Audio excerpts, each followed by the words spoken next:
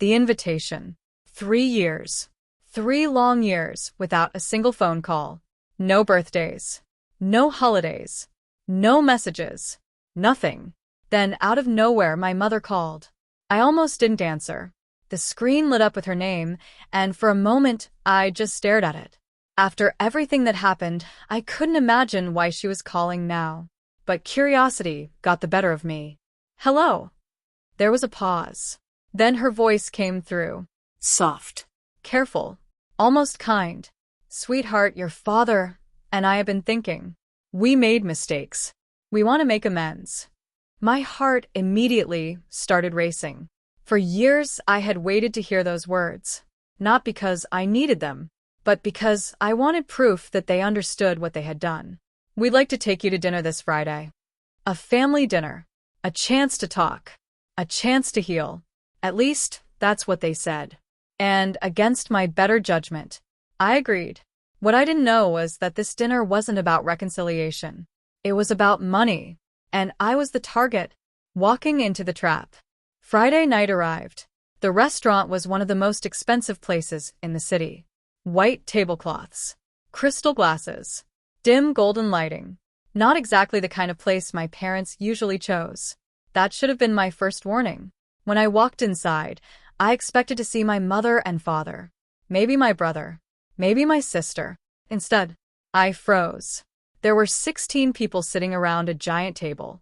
Aunts. Uncles. Cousins. Relatives I hadn't seen in years. Every seat was filled except one. Mine. Everyone suddenly turned toward me. Smiling. Watching. Waiting. My stomach dropped. Something felt wrong. Very wrong.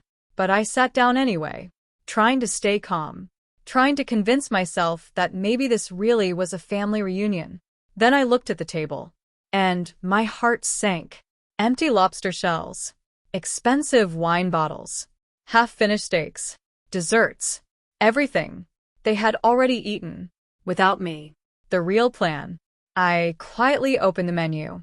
My eyes widened. The prices were insane. Lobster. Wagyu beef, imported wine, luxury, desserts, thousands of dollars worth of food. Then my father leaned back in his chair, smiling. Glad you made it. Something about that smile felt wrong. I asked the question that had been bothering me. You already ordered? My aunt laughed. We didn't want to wait. My cousin raised a wine glass. Best bottle they had. Everyone seemed unusually cheerful. Then the waiter approached the table. And everything became clear. He placed the bill beside my father. My father looked at it, didn't even blink, then pushed it toward me. You're paying, right? The entire table went silent. Every single person looked at me, waiting, expecting, assuming. At that moment, I understood everything. The invitation, the apology, the sudden reunion. It was all fake. They didn't miss me. They missed my wallet. 4.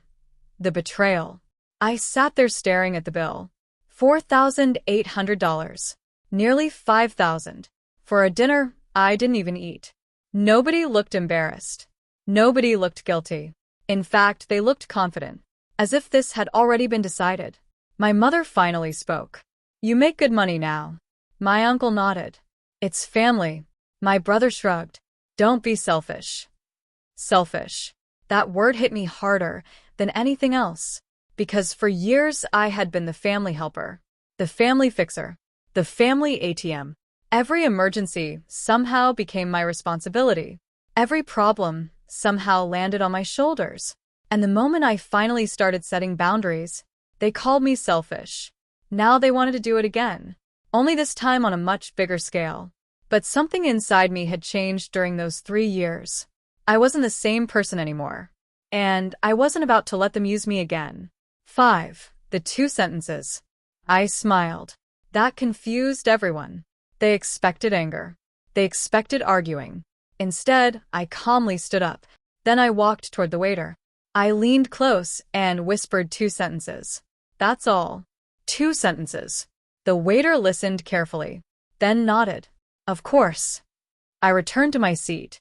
My father smirked. He thought I had accepted defeat. The rest of the family relaxed. They started talking again. laughing again, drinking again, completely unaware of what was about to happen. 15 minutes later, revenge. The restaurant manager walked directly to our table. Everything changed. Professional, polite. Come. He looked at my father. Sir, we've reviewed the reservation. My father's smile disappeared. What? The manager continued. The reservation was made under your name. Silence. The responsibility for payment belongs to the individual who booked the event. Suddenly nobody was smiling anymore. My father looked confused, then angry, then nervous. The manager wasn't finished. We also have security footage showing all food and beverages were ordered before our guest arrived. Now everyone looked uncomfortable. Very uncomfortable. My aunt stared at the table. My cousin suddenly became fascinated with his phone. Nobody wanted eye contact. The manager placed the bill back in front of my father. How would you like to pay? For the first time all night, nobody had anything to say. Watching the masks fall, the excuses started immediately. We thought she offered. Must be a misunderstanding. That's not what happened. But the manager wasn't interested. Facts were facts. And the facts weren't on their side. My father looked at me, angry, desperate, embarrassed. You're really doing this? I looked him directly in the eye. No. You did this. The table went silent again, because everyone knew it was true. They created the trap. They set the plan. They expected me to quietly accept it. The only problem was that this time I refused. Eventually, credit cards started appearing, one after another. Everyone suddenly found a way to contribute. Funny how that works.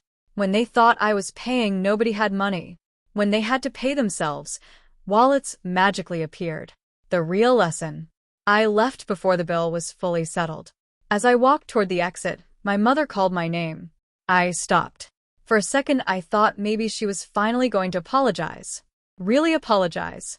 Instead, she asked, "Was all this really necessary?" I smiled sadly. Then I answered, "No.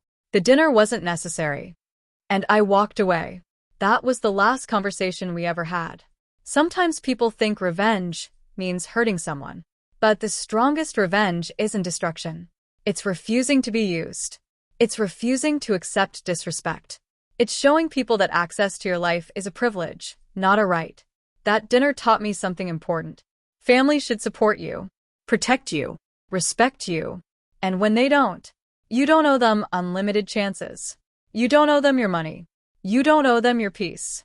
Because real love doesn't come with a bill attached. And real apologies don't arrive with a $4,800 invoice. The moment I walked out of that restaurant, I didn't feel angry. I felt free. For the first time in years. Truly free. And that's a feeling no amount of money can buy.